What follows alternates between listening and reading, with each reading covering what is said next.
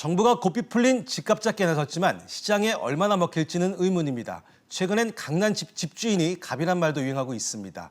이런 미친 집값에는 규제 역설도 한몫했다는 지적인데요. 결국 집값을 잡기 위해선 공급을 늘리는 것이 해법으로 떠오르고 있지만 논란도 적지 않습니다. 주택 공급 확대에 따른 논란 짚어보겠습니다. 자, 앞서도 언급했지만 서울 그린벨트 해제가 가장 큰 관심사지만 국토부와 서울시가 갈등을 빚고 있습니다. 국토부는 풀어라, 서울은 신중해야 한다면서 충돌하고 있는데요. 자, 이할라 기자. 네.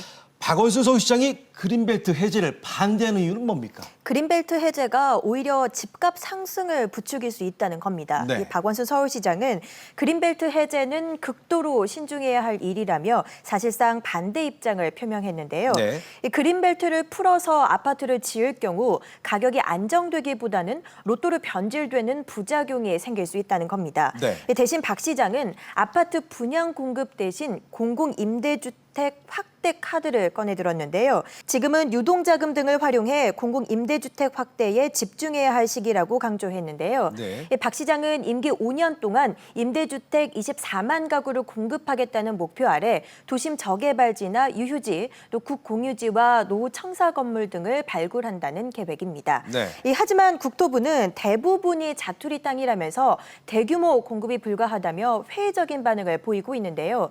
실제 서울시가 당장 사용할 수 있는 유휴지는 160곳 정도인데 그중 한 곳, 양재동 화물터미널 부지를 제외하면 모두 400제곱미터 이하입니다.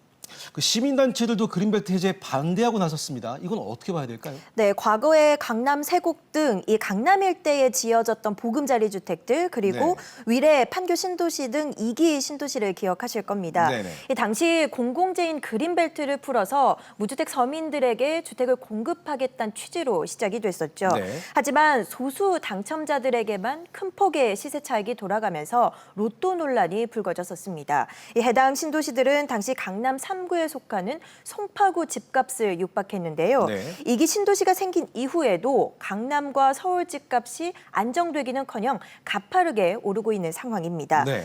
판교 신도시 입주가 시작된 2009년 이 서울 아파트 매매값은 전년보다 2.58% 상승했는데요. 네. 이후 주택 경기 하락과 보금자리 주택 공급 등으로 소폭 하락세를 보였지만 2014년 들어서면서 급 반등했습니다. 네. 특히 2015년에는 위례 신도시 입주에도 불구하고 5% 넘게 뛰었습니다. 이 대규모 공공택지 조성 방식을 놓고 실효성 논란이 끊이지 않는 이유입니다. 공급할 수 있는 주택지가 그 시내에서는 좀 한정되어 있다고 보여요. 그린벨트를 푼다는 거로 공급 대책을 말하는 거는 좀 적절하지 않은 것 같고요. 값이 잘 잡힐 거라고 보이진 않아요. 공공임대주택이 적절한 수로 같이 공급이 되는 형태로 이루어져야 된다고 생각하고요. 자, 이런 시민단체들의 주장과는 별개로 그 송파구 등 일부 지역의 그린벨트 해제 반대는 사실 지역 이기주의에서 나온 것이다라는 이런 지적도 나옵니다. 네, 대외적으로는 교통 대란이나 환경 훼손 등을 이유로 들고 있습니다만 네. 사실은 이 집값 하락을 걱정하고 있다는 건데요. 일반적으로 그린벨트가 해제되고 들어서는 공공주택은 주변 시세보다 가격이 저렴하죠. 예. 이 때문에 지역 집값을 떨어뜨리는 요인으로 꼽히면서 지역 주민들의 기피 대상이 됐습니다. 정부가 이 공공주택, 임대주택 물량을 확보하는데 주력할 것이라는 전망이 나오면서 이것도 영향을 미쳤다는 분석이 나옵니다. 그렇군요. 반면 국토부는 그린벨트를 해제해서 공급을 늘려야 한다는 입장인데요. 자, 송 기자. 네. 만약 서울시가 반대하더라도 국토부가 직권으로 그린벨트를 해제할 수 있는 겁니까? 관련 규정을 찾아보니까요. 30만 제곱미터 미만의 그린벨트 해제 권한은 시도지사에 위임이 돼 있는 게 맞습니다. 하지만 네. 국토교통부도 필요하다고 판단할 경우에는 직권으로 그린벨트를 해제할 수 있습니다. 예. 하지만 박원순 시장을 비롯해서 서울시가 그린벨트 해제 반대 입장을 분명히 하고 있고 또 그린벨트 해제의 득실도 신중하게 따져봐야 하기 때문에 국토부가 직권으로 그린벨트를 해제하기에는 사실상 불가능하다고 보여집니다. 예. 수도권 택지개발 후보지가 사전에 유출되면서 논란이 사그라들지 않고 있는 터라 국토부도 이 그린벨트 해제를 추진하는 동력이 매우 약해졌다는 게 안팎의 시각입니다. 네. 이번 9.13 대책에서 주택 공급 계획에 구체적인 내용이 빠진 것도 그린벨트 해제 같은 민감한 사안에 대해서 지자체와 협의가 끝나지 않았기 때문으로 풀이가 되고 있는데요. 오는 21일에도 그래서 이 그린벨트 해제를 통한 택지 개발은 빠질 가능성이 높다는데 무게가 실리고 있습니다. 자, 그렇군요.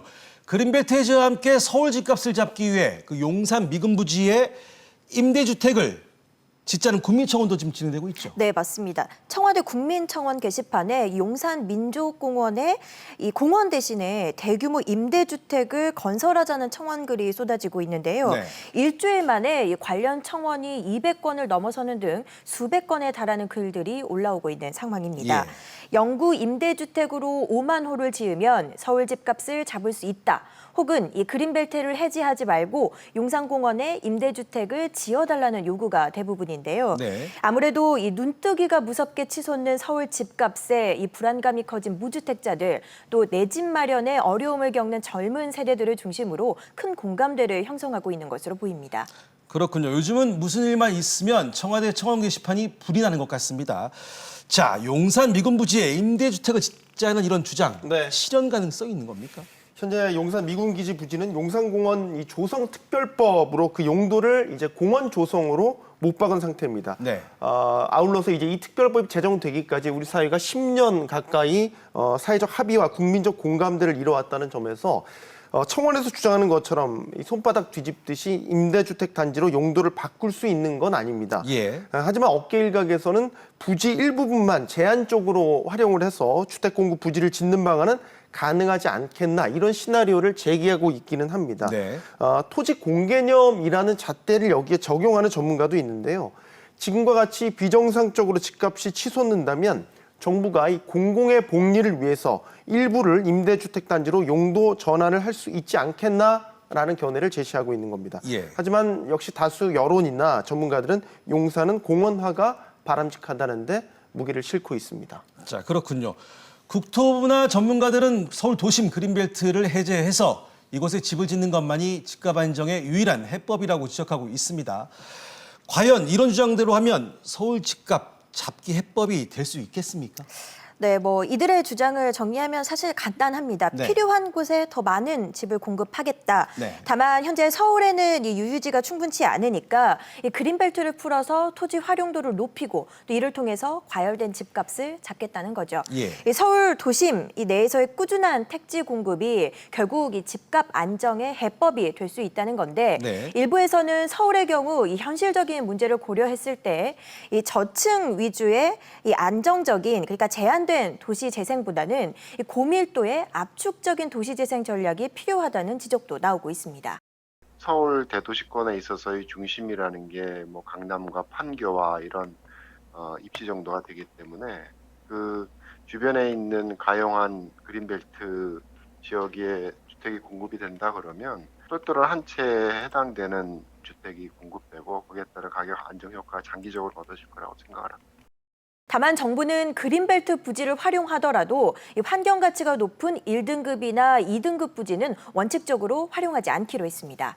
자, 반대로 한번 물어볼게요. 네. 그 서울 집값을 잡기 위해선 수요가 있는 곳에 양질의 주택을 공급해야 된다는 건데 만약 그게 어렵다면 지금의 서울 집값 잡기 어렵다고 봐야 될까요? 이런 질문에 대해서는 이런 논리가 나오고 있습니다. 네. 수요와 공급이 이제 균형점을 찾아가는 게 시장 원칙인데 네. 길게 보면 부동산 시장에서도 똑같이 이 원칙은 맞아 떨어진다는 게 전문가들의 공통된 견해입니다. 네. 즉 적재적소의 공급이 수반되지 않는 주택 정책은 실패할 가능성이 높다라는 얘기죠.